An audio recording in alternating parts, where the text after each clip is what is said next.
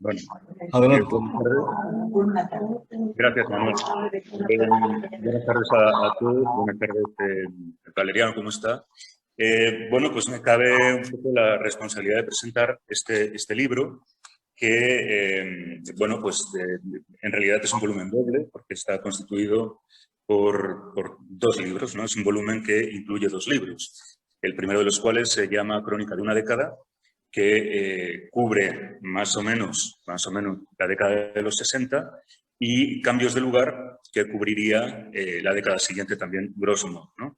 Hay un par de codas finales, concluye el libro con dos pequeños apéndices, uno que se ocupa de un viaje a Cuba que tiene lugar en los años 90 y hay otro pequeño apéndice dedicado a dos exposiciones comisariadas en los años 2001-2005 por Tomás Llorens en Madrid. Bueno, esta estructura, digamos que lo que marca es que el libro comienza un poco, más o menos como los evangelios, ¿no? Comienza con la vida pública del que apenas se esbozan en algunos apuntes de la infancia, pues que cursó estudios en el Instituto Ramiro de Maeztu, recuerdo, o identifica el trabajo de la ocupación de su madre como directora del Museo Arqueológico de Palencia, ¿no? Entonces, para comenzar a desentrañar un poco el libro, pues hay una serie de preguntas, ¿no? ¿Por qué, por ejemplo, el libro se ocupa de estas décadas? Si existe la voluntad de continuar estas memorias con las décadas más recientes, ¿no? Llegar incluso a la actualidad, no sé, esa sería la pregunta tal vez fundamental.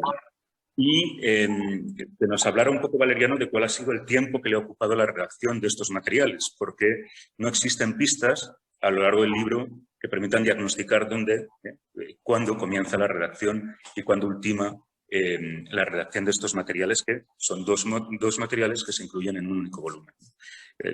Un poco todo esto, Valeriano. De acuerdo, no sé si se puede oír porque aquí abajo pone desactivar audio y no sé si... No sé si se puede, si se oye o no se oye. Se oye. Aquí pone desactivar audio. Le va a ser desactivar.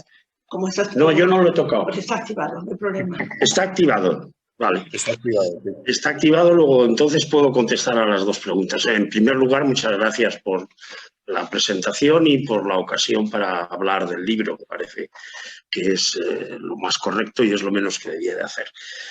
Respecto a la última pregunta, si va a haber una continuación. En principio no hay pensada ninguna continuación. Es decir, el libro está ahí. No sabría cómo continuarlo, ¿eh? Y por tanto no he pensado en seguir escribiendo sobre los años 90 o sobre el siglo XXI. En cuanto al tiempo de redacción del libro, bueno, es difícil porque yo comencé hace varios años a redactarlo. Como no me satisfacía, volvía sobre él. Yo soy un poco pesado en estas cosas y volvía una y otra vez sobre él, con lo cual, no sé, no puedo decir cuánto tiempo con exactitud, porque no es un libro escrito de una tirada, de una vez, sino que es un libro escrito y reescrito, en cierto modo, ¿eh?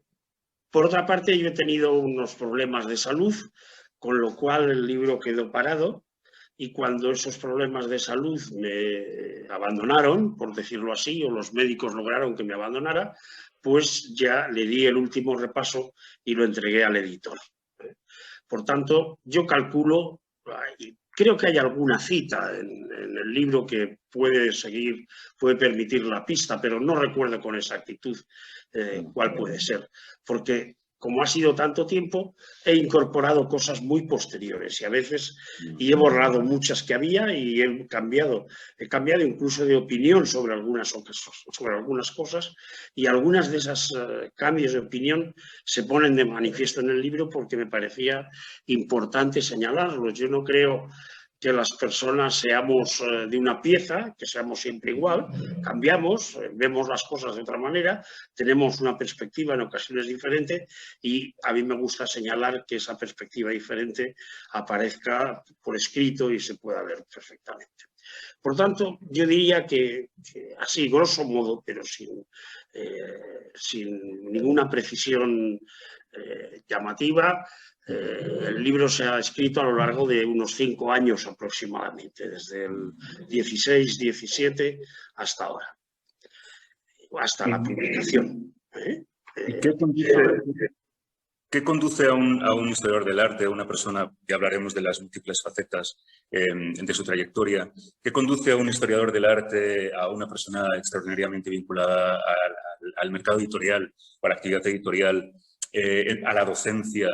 ¿Qué le mueve a escribir unas memorias en un tiempo como este? ¿Qué propósito persigue? Bueno, siempre hay, en un propósito como escribir un libro, siempre hay varios motivos o varias razones, no hay un solo motivo. Hay uno, el más obvio, que es el que se suele decir siempre, bueno, cuando se tiene determinada edad se vuelve la vista atrás y entonces se escribe sobre el pasado, etc. Eso así puede haber sido una razón, pero desde luego no es la razón principal. La razón principal es que yo personalmente estoy un poco perplejo y desilusionado de la vida del país y de la situación en la que nos encontramos. Entonces, crece una sensación de frustración por una parte y en ocasiones de fracaso por otra, es decir, de no saber bien por qué ha pasado esto, cuál es la razón por la cual tantos valores y tantos objetivos que buscábamos no se han alcanzado, cómo algunas de las cosas que nos parecían completamente inaceptables siguen estando presentes en la vida cotidiana del país. No hablo de la gran política, sino en la vida cotidiana del país. Y entonces pensé que debía de alguna manera memorizar y tratar de analizar de mi modo, sin una pretensión académica, sino como un cuentista, de cierta manera, como alguien que dice, voy a contar lo que me ha pasado, nada más. Lo que me ha pasado o lo que ha pasado, porque el libro no trata mucho de mí, de mi vida personal cuenta prácticamente nada. De lo que se trata es de explicar la experiencia de lo que ha sucedido y tratar de buscar algunas claves de por qué ha sucedido eso y dar una imagen de las mismas. Esa es un poco, creo yo, la razón que me ha movido a escribir el libro, que por otra parte he procurado que no sea un libro académico, que se pueda leer a trozos, digámoslo así, es decir, que cada capitulillo tenga una entidad suficiente para poder no leer el siguiente, sino luego 2 o 3 capítulos adelante. Es decir, hacer una... Cuando yo lo escribía me acordaba un poco de un amigo y vecino que tenía que me contaba cosas, que me contaba cuentos. Pues el libro tiene esa estructura de alguien que cuenta. Se sienta una tarde y cuenta una cosa, se sienta una mañana y cuenta otra cosa, que naturalmente tiene relación con la anterior, pero que no es exactamente la continuación de la anterior, de tal modo que se pueda ver. Y en el curso, y ya supongo que lo ibas a preguntar, pero si no lo digo yo, en el curso de la redacción me di cuenta de que no encontraba el modo de terminar el libro, terminar la época, es decir, que los años 60 se prolongaban en los años 70, que se moría Franco, que había un proceso constitucional y había un proceso de la transición y que no lograba terminar, y entonces, pero que a la vez era distinto. Y por eso el segundo libro, que no es una segunda parte, sino por eso le llamo un segundo libro, se llama Cambios de lugar, porque hemos cambiado de sitio. Estamos en otra parte. Yo al menos estaba en otra parte. Estaba en otra parte física, laboralmente, intelectualmente. Estaba en otra parte a partir de algún momento de los años 70-80. Y eso es lo que me movió a decir, son 2 libros y no un libro solo. De hecho, el primero estaba redactado antes y el segundo surgió casi como una exigencia del primero. No sé si he contestado con cierta claridad. Yo una de las primeras notas que tomé cuando estaba leyendo el libro y cuando lo concluí, ¿no? Era la palabra desencanto venía a mi cabeza una y otra vez. Existe un diagnóstico pues, de una persona que comienza en este mundo con toda la pujanza de su juventud y con, bueno, pues con una actividad ingente, ¿no? en muchos ámbitos, ¿no? Pero progresivamente va como que confesando al lector esta idea de esto no se logró, esto no funcionó. Yo, por mi parte, por ejemplo, yo dediqué mi tesis doctoral al apropiacionismo en el tardofranquismo en España, ¿no? Me ocupé mucho de esta deriva, vamos a decir que manierista o no sé cómo, melancólica también, amanerada, de Equipo Crónica, que del que todavía, digamos, que se defiende unívocamente todo el papel político. Bueno, yo intento demostrar que efectivamente no es así. Hay un descrédito o hay un amaneramiento o hay un alejamiento de esas posiciones políticas críticas del comienzo en la última producción de Equipo Crónica, pero esto se produce de un modo enormemente manifiesto en un pintor, y esto fue el primero en significarlo usted, ¿no? Un artículo que dedicó en La Balsa de Melusa a Eduardo Arroyo en el año 88, que fue contestado por el pintor con una acritud extraordinaria en Diario 16, a la que usted vuelve a contestar, ¿no? en una editorial, ¿no? En una carta al director, me parece recordar. Ha desaparecido completamente todo este debate. Es decir, las pocas veces que menciona Eduardo Arroyo, no son pocas, pero lo hace de una manera muy sucinta, el tratamiento es como amable, ¿no? O sea, parece que esta confrontación, que es muy gruesa, porque Eduardo Arroyo llega a arrogarse la dirección del pabellón español en la Bienal de Venecia del 76. Usted demuestra que efectivamente eso no fue así, ¿no? ¿Qué condujo o forma parte de este desencanto que es permeable, ¿no? A lo largo de las memorias? ¿Estos son hechos significativos, son hechos puntuales? ¿Forman parte de una larga corriente de desencantos, de desilusiones? Esta es la pregunta. Es una pregunta complicada de contestar, entre otras cosas porque habla de una persona muy concreta, que es Arroyo, que es el pintor Eduardo Arroyo. Una persona por cuya pintura yo he tenido y tengo, no toda la pintura de Arroyo es igual, ha tenido épocas y épocas. Ha habido momentos en que a mí me ha parecido muy bueno y ha habido momentos en que me ha parecido más flojo desde el punto de vista pictórico. Desde el punto de vista personal, Eduardo es una persona, o ha sido, porque ya murió, ya falleció, ha sido una persona muy compleja. Él era un hombre muy radical en los años 60, de una radicalidad de izquierdas muy acusada, con una crítica muy fuerte al Partido Comunista, a la izquierda española, con un individualismo muy marcado, todo ese tipo de cosas. Y era una persona muy genial, entonces unía diversas facetas que le daban un gran encanto, y yo creo que mucha gente cayó bajo ese encanto. Él se fue a París, tuvo diversas discusiones con Crónica, con el equipo Crónica, que no son ahora motivo de interés, y hizo en París algunas de las pinturas mejores, sobre todo las dedicadas al exilio. Después volvió a España y, como muchas personas que volvieron a España en la transición, yo creo que se encontró con un país que era distinto del que él pensaba, y sobre todo se encontró a nivel profesional en una situación también distinta de la que él pensaba.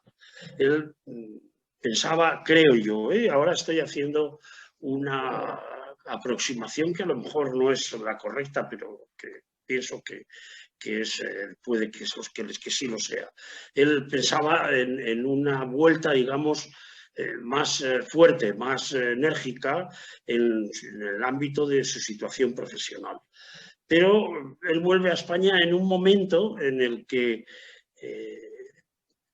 hay una crisis en el terreno cultural muy considerable, que es la transición, donde se piensa que hay que hacer una cultura nueva, una cultura joven, el país ha cambiado y los artistas, los escritores, etcétera, del periodo anterior hasta el 78, una cosa así, 75, 76, 77, 78, son artistas demasiado ligados a la política y por tanto gente a la que no hay que apoyar mucho.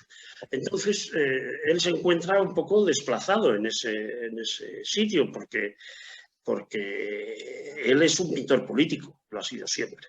Y lo que hace es una pintura que tiene una componente irónica, casi esperpéntica, de desollinadores y circo, que son una clara alegoría a la situación del país. Pero a la vez, esa alegoría, digamos, en un mundo cultural y de mercado como el español, es integrada perfectamente, sin mayores problemas, es integrada, no produce un efecto que él deseaba. Y yo creo que eso le da una gran amargura a Eduardo. Puede ser, me pregunto, porque usted fue protagonista de muchísimos movimientos, puede ser que con la institucionalización de la crítica, o de esa posición crítica del arte en el tardofranquismo, con esa institucionalización que tiene que ver con la democracia, esa carga subversiva, esa carga transformadora, de alguna manera se lenifica, se convierte en un mero cliché. Puede ser esto el desencanto que comparte también su experiencia, la experiencia de la que nos habla usted en el libro. Pero la palabra cliché yo no la utilizaría, porque cliché siempre es una palabra un poco despectiva y yo creo que la pintura de Eduardo no es, aunque a mí me guste más la que hace en París, no es en absoluto despectiva la posterior, aunque haya cosas que a mí sí me parezcan en algún momento poco relevantes, pero eso no importa mucho. Yo no llego a entender en un momento dado en esos años por qué Eduardo está tan enfadado, digamos. O sea, primero, ¿por qué está tan enfadado con la Bienal de Venecia? Que él contribuyó de forma importante a que se llegara a hacer en el año 76. ¿Y por qué está tan enfadado un poco con el mundo, de cierta manera? Yo creo que está enfadado por lo que estábamos enfadados todos, precisamente por esa frustración, porque no se había alcanzado aspectos que se debían alcanzar. Pero a lo largo de estos años se aprende bastante, que yo aprendo por lo menos. Yo cuando hablo con el sé, en realidad lo que quiero decir es yo aprendo que las cosas son como son y aprendo que muchas de las pretensiones que se tenían son inalcanzables. Aprendo que son inalcanzables. No es que me guste que sean inalcanzables, compréndase bien. Yo pretendería que fueran alcanzables, pero es imposible. Es decir, en el libro señalo la persistencia de la estructura de la dictadura, que continúa manteniéndose en algunos aspectos. La policía, el ejército, la iglesia, la judicatura, es decir, toda esa.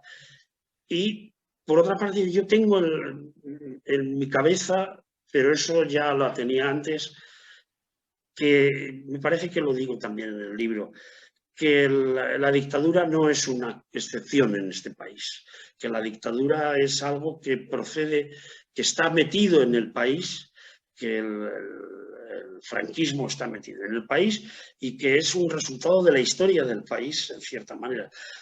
Hablar del país como de una unidad es un poco absurdo, desde mi punto de vista al menos. Yo creo que el país se compone de muchos países y que entonces hay sectores del país que obviamente no tienen nada que ver con eso, pero hay sectores del país que tienen el poder político, cultural, que me parece muy importante, que sí tienen mucho que ver con eso. Y ahora yo creo que lo estamos viendo. Es decir, en estos días, precisamente, yo creo que estamos viendo que la actividad reaccionaria no es en absoluto una casualidad, que es el resultado de una historia y que es intentar mantener una historia del pasado que yo creo que hay que rehacer, que hay que revisar, que hay que cambiar. Como historiador, cada vez que leo algunas cosas de historiadores reaccionarios me pone de los nervios, me parece algo absolutamente insoportable. Pero a la vez son así, es decir, y entonces el desencanto se convierte en un intento. Creo que también hablo de eso en el libro, se convierte en un intento de arreglar las cosas, digámoslo así, que uno puede arreglar. Es decir, eso que en términos más académicos se llamaría posibilismo. Claro. Es decir, transformemos la universidad, transformemos la sanidad, transformemos esos aspectos que quizá no estaban en el punto de mira central de los años 60, pero que hoy día sí están en el punto de mira central, que no son necesarios. Y yo me dedico a eso, por utilizar la palabra me dedico. Voy a la universidad, participo en la medida de lo posible en su transformación, en los cambios, en las cosas que se puedan hacer. Me meto en el mundo editorial, trato también de cambiar, participo activamente en la creación de una revista, la Medusa, para cambiar, intervengo en las actividades museísticas en las que puedo intervenir, es decir, me muevo en mi vida profesional, digámoslo así, con el intento de que sea lo más correcta o lo más beneficiosa posible y lo más honrada posible.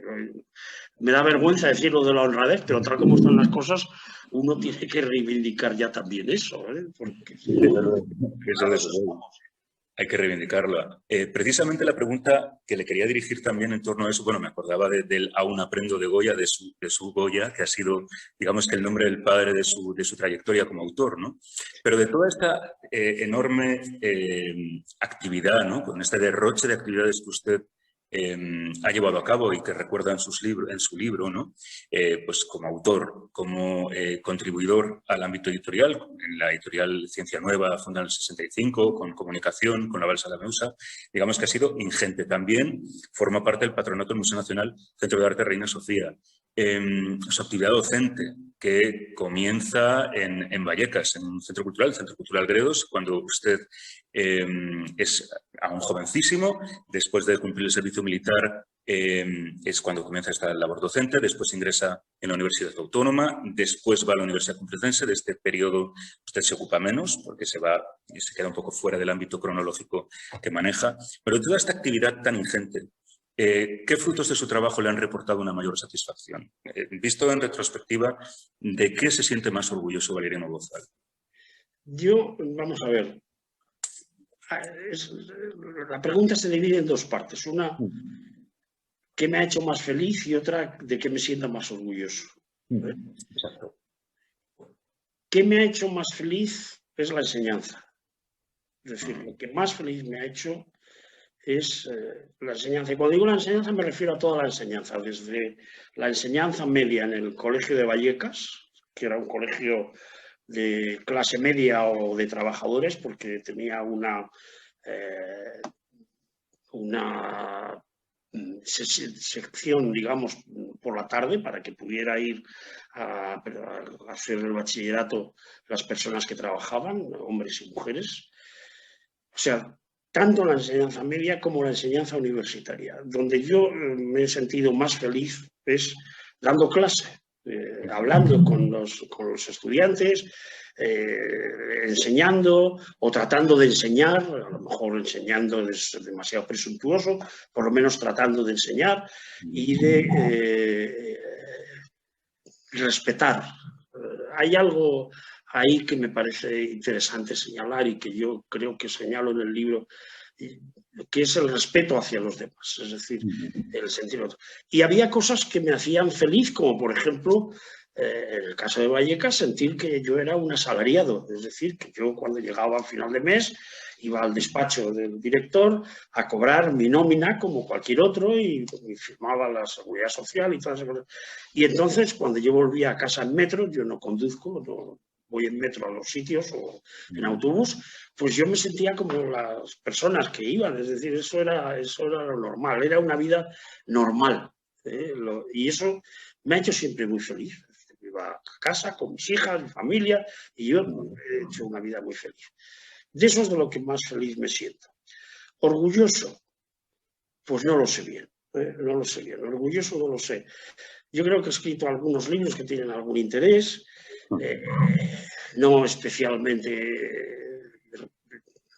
no un interés máximo, soy muy autocrítico en ese sentido y algunos libros he impedido que se vuelvan a editar porque me ha parecido que eran libros de una época muy determinada y que no se debían que eran incluso a veces bastante irresponsable haberlos escrito. Me refiero a la historia del arte en España, que yo escribí cuando tenía 26 años o 27, y que tuvo un éxito fulgurante. Se editó hasta que le dije al editor que ya no lo publicara más. Algunos de esos libros, algunas de esas intervenciones, pero orgulloso así, yo no soy muy orgulloso en ese sentido, más bien tiendo a decir que habría que revisar todo. Ahora me dedico a releer, no mis libros, me dedico a releer lo que he leído y digo, qué mal leía, debo de leerlo todo otra vez, debo volver una y otra vez sobre Madame Bovary, sobre Proust, sobre Pío Baroja, sobre todas esas cosas. O sea, feliz es una cosa, orgullosa es otra distinta. Sí, decía Elías Canetti que la verdadera vida del espíritu consiste en releer, ¿no? Bueno, sí, yo releo mucho. Prácticamente ahora todo lo que leo es relectura. En un momento que se ocupa de Julián Marías, ¿no? Dice usted lo siguiente, dice, yo sé lo que es escribir mucho, demasiado. Le iba a preguntar si se había arrepentido de alguno de los libros que había publicado y ya me ha contestado usted a la pregunta. La segunda parte de esta pregunta es la siguiente, ¿no? ¿Y existe alguna materia aún que usted parece estar todavía pletórico de fuerzas? Ya se ha recuperado de este mal del que decía que se quejaba y, bueno, ¿existe alguna materia de la que todavía no se ha ocupado que le apetezca ponerse a escribir o...? Bueno, yo no me he ocupado de todo, o sea, yo me he ocupado de historia del arte y de filosofía, básicamente, solamente de eso. Pues no sé, hay temas que están pendientes, hay temas que, por ejemplo, yo creo que uno de los... no sé si hablar de esto, la verdad es que no lo tengo muy claro. Hay cosas que yo veo en el país que me parecen grotescas. Es decir, la señora Ayuso me parece un personaje grotesco, por ejemplo. El equipo del PP en la Gürtel me parece grotesco. Aparte de que me parezcan delincuentes, que ese es otro tema, hay delincuentes que no le parecen a uno grotescos, pero estas personas me resultan grotescas. Eso no quiere decir nada más que es una impresión personal y que en cierto modo hay un sector de población que es igualmente grotesca, que apoya esos valores, esas costumbres, que cuando alguien dice que lo que me gusta que de Madrid es que esté lleno de coches, me parece una sandez de una categoría tal que solamente una persona descerebrada puede decir. Eso sería grotesco. Creo que lo grotesco forma parte de la historia de este país y que en lo grotesco tiene mucha presencia o mucha responsabilidad la Iglesia. Yo siempre he pensado que los hábitos eclesiásticos, que me parecen grotescos, responden a la naturaleza grotesca de la institución. Es decir, yo pienso que la Inquisición, el poder... Hoy estaba empezando a leer un libro sobre los ilustrados y decía una frase muy sencilla, en una editorial que se llama Punto de Vista, que yo no conocía. Decía una frase muy sencilla, decía: todos los obispos del siglo XVIII eran nobles. No hay ningún obispo que no fuera noble. Eso me parece parte de la historia de este país, me parece una parte brutal de la historia de este país. Eso me parece grotesco. Y entonces llevo muchos años leyendo sobre el particular y intentando escribir sobre el tema, pero nada de lo que escribo me gusta. Y entonces tengo muchas carpetas ahí puestas con el material encima del sofá que intento poner en marcha, pero que quedan ahí paradas. Con lo cual estoy parado, pero porque no soy capaz, porque soy incapaz de hacer aquello que desearía hacer. Porque, bueno, uno descubre que este tipo de situaciones se dan desde el mundo griego, se dan desde los romanos, se dan a lo largo pero que cambian de sentido, es decir, que tienen una situación diferente. Bien, me gustaría trabajar sobre eso.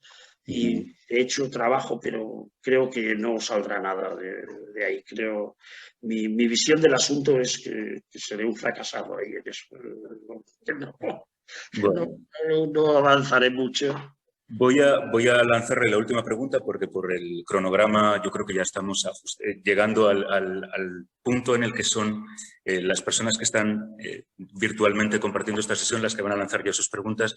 La última pregunta... pero yo me estoy entreteniendo mucho. Bueno, muchas gracias. Esta no es tan agradable. ¿Qué le mueve a usted a hacer esta coda final de recuerdo de que es una experiencia que la palabra tristeza la repite usted, que embarga de tristeza también al lector? ¿Qué le mueve a usted a incluir esta coda final de su experiencia en Cuba, que a usted como partidario o creyente en la revolución castrista, pues le conduce a lamentar el sesgo que esta misma revolución se ha cobrado en el propio pueblo cubano, que usted conoce en los años 90, cuando es invitado a La Habana a dictar un par de conferencias. Creo que una dice que está dedicada a Goya, de la otra no da mayor información. Porque es un poco como una provocación o... ¿Qué le mueve, en definitiva? No es una provocación, es lo que dice el texto, es tristeza. Es decir, también lo digo en el libro, cuando yo terminé la carrera, me fui a la Embajada de Cuba para ver si me daban trabajo allí.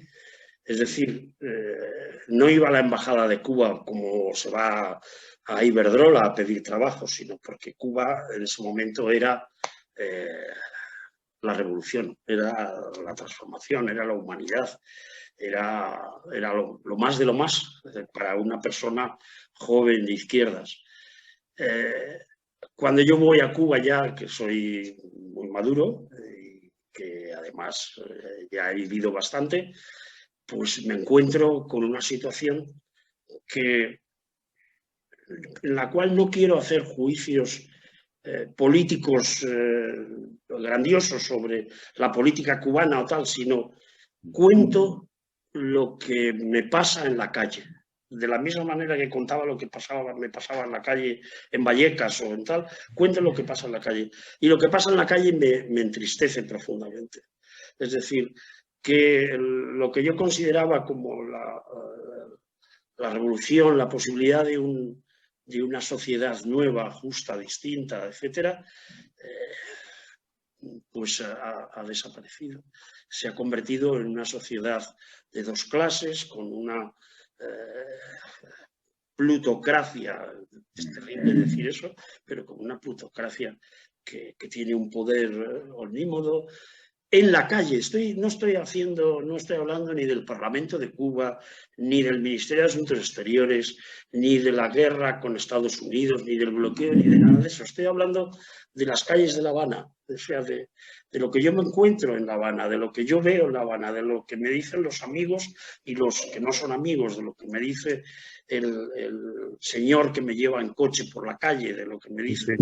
A quien no le querían servir en un bar, aunque usted insistía en que esta persona estaba sentado con usted en la mesa. Fue uno de los momentos de más tensión que yo tuve en La Habana, porque que a alguien le digan que no le van a servir porque es ciudadano de La Habana, porque es cubano, y que a mí sí me van a servir porque soy turista o español, me resultó absolutamente intolerable. Es decir, si eso me pasa aquí, pues me resultaría también absolutamente intolerable. Me parece una forma de segregación que yo realmente no soy capaz de admitir y que no admití allí, pero que me produce una gran tristeza, porque eso para mí es la pérdida de la dignidad o la pérdida de... Y lo digo con absoluta tristeza también, es decir, porque lo que yo querría es que no fuera eso, que fuera completamente distinto. Muy bien, pues yo creo que ahora me va a dar que yo pensaba que era justo escribirlo y ponerlo, es decir, no olvidarme de una cosa que me había afectado tan profundamente. A lo mejor habrá personas, y de hecho ha habido alguna persona que me ha chillado, me ha gritado, me ha dicho eso no puede ser, Cuba es el paraíso, es el futuro, es la revolución, y yo lo siento mucho, pero eso a mí, pues, sí, que lo sea o que lo pueda ser, pues a lo mejor, pero en este momento desde luego a mí eso me produce una situación de shock muy fuerte. Muchas gracias. Creo que Manuel es quien va a lanzarle las preguntas ya. ¿Es así? Bueno, vamos a ver. Ya habéis consumido. Al hilo de lo que se ha seguido diciendo, ¿tienes algo más que decir en este coloquio? Bueno, me gustaría preguntarle a Valeriano Bozal qué opina del arte contemporáneo, quiero decir, el arte en la actualidad, la situación del mundo del arte en la actualidad en España. Es decir, no sé si sigue un poco la programación de las galerías, es decir, las jóvenes generaciones de artistas. ¿Qué le parece la situación del mundo del arte, de la creación actual? Bueno, en este momento el mundo del arte está hundido. Es decir, con la crisis económica el mundo del arte está hundido. Las galerías, muchas han cerrado, otras sobreviven como pueden vendiendo pequeñas cosas. El único mundo del arte que está boyante es el de los grandes nombres, pero eso generalmente no afecta a nuestro país. Eso afecta a Londres, a Zúrich, a Ginebra, a los grandes centros económicos. En España la situación del arte, la situación económica del arte es muy, muy desastrosa. Desde el punto de vista artístico, no económico, pues hay un poco de todo, como en todas partes. Es decir, que en este momento no hay un canon que se pueda decir lo que predomina es tal como se pensaba en los años 60, el expresionismo abstracto, o el realismo social, o el realismo crítico, o incluso en los 70 y 80 el arte conceptual. Hoy día hay un poco de todo, no hay un canon explícito. Y yo personalmente, y supongo que eso me va a traer muchas consecuencias, van a decir de mí de todo, creo que hay un predominio de la ocurrencia que no tiene mucho que ver. Una de las cosas que he aprendido escribiendo el libro, no al escribirlo, sino al memorizar las cosas, es que muchas cosas que nos parecen muy importantes en un momento dado, después desaparecen. Es decir, por ejemplo, antes me preguntaste sobre la pequeña batallita entre Arroyo y yo creo que no tiene gran importancia, es decir, que desapareció, que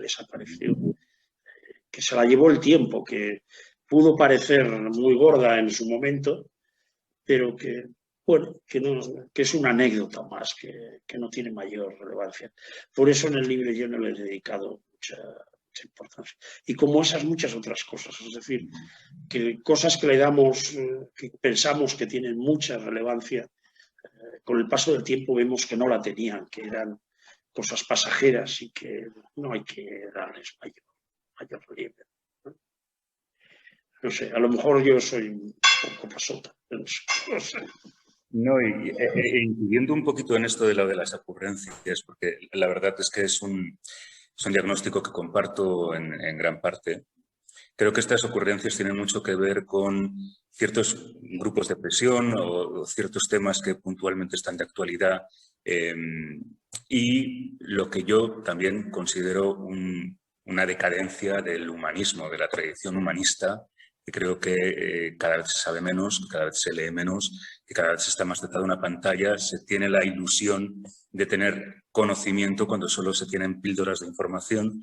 Y creo que gran parte de la responsabilidad que tiene este mundo del arte papanatista puede derivarse de eso, es decir, que sigue siendo un reflejo de la sociedad, el arte, por supuesto, y la sociedad no está exenta de, lamentablemente yo creo, lanzo este diagnóstico, no se compartirá, de una progresiva ignorancia, ahora que podríamos todos emplear los cauces democráticos para ampliar horizontes, para ahondar en conocimientos, y parece como que todo lo tomamos de una manera muy superficial, muy dirigida también, muy sensacionalista, ¿no? No sé qué piensa usted de esto que puedo decir. Sí, bueno, estamos en una sociedad mercantil de consumo, ¿no? Entonces, lo que se hace es consumir. Consumir es una palabra muy exacta en cierto sentido. Se consume y se tira, se consume y se tira, se consume y se tira. Estamos en una sociedad de consumo, eso es lo que hay. Me gustaría que no fuera así, pero es así. Y entonces, yo creo que en algunas personas tratan de evitarlo en sus clases, en sus escritos, en su actividad laboral, incluso en su dignidad personal, pero hay otras muchas que no tratan. Y uno de los sistemas de consumo es los medios y el arte ligado a los medios. Es decir, eso es así, eso es un hecho que tenemos ahí y que, bueno, seguramente si yo hago una pregunta a un grupo de personas sobre qué arte era importante hace 5 años, no sabrán qué decir, porque eso que parecía el no va más ha desaparecido. O sea, se fue, se consumió solo, porque era una ocurrencia y se consumió, ya está. Entonces, bueno, ahí lo que tenemos es que ver si el tiempo puede más que el consumo o no. Es decir, si el tiempo va a colocar las cosas en su sitio con la ayuda de las personas que quieren colocarlas en su sitio, como es obvio siempre. El tiempo por sí solo no haría nada. Esa sería mi respuesta, pero yo ya me veo así como muy fuera. Gracias, por supuesto, a Valeriano por haberse prestado a colaborar con nosotros de esta manera francamente valiosa. Gracias también a Julio César por su participación en el coloquio. Y repito ya para terminar, pues que animo a que sigáis las actividades que seguiremos realizando repito, de momento de manera telemática, pero que seguiremos realizando en las próximas semanas, y que veáis lo que seguimos haciendo a través de nuestra página web. Por mi parte, nada más. Muchísimas gracias a todos. Muchas gracias a vosotros. Gracias. Muchas gracias a Julio César también. Gracias, Aurelio.